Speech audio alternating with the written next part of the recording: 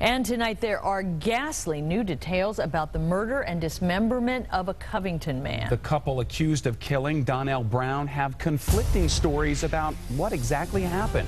9 News reporter Jay Warren live in the newsroom with both of their stories. Jay? Well, Brendan, after allegedly conspiring to cut up the body of Donnell Brown, 27-year-old Tiffany Herrera and 21-year-old Austin Eash are now pointing fingers at each other. Tiffany Herrera entered the courtroom first, charged with murder, theft, tampering with evidence, and abuse of a corpse.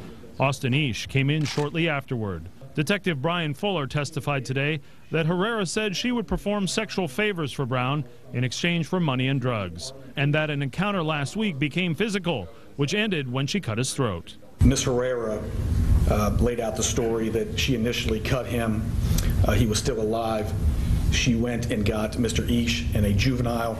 They came back to the apartment and they agreed that Mr. Brown needed to be finished off or killed and disposed of. At that point, Ms. Herrera gives testimony that Mr. Eash actually produced a knife, lifted Mr. Brown's head, and cut his throat.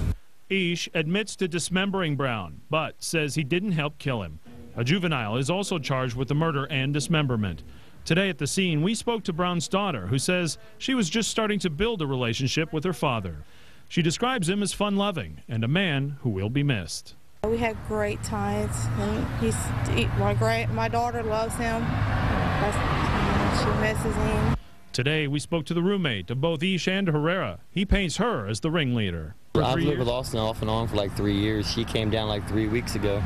And like I was saying, in 3 weeks' time, she pretty much turned him all the way around. I was moving out. I couldn't stand being around him.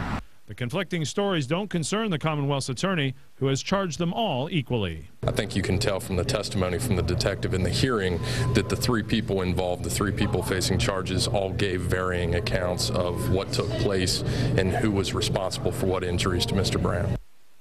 From here, the Commonwealth's attorney has 60 days to bring the charges before a grand jury. The juvenile charged in the case is a 17-year-old. He's awaiting a hearing to determine if he should be tried as an adult. Brendan? Jay Warren, thanks. A federal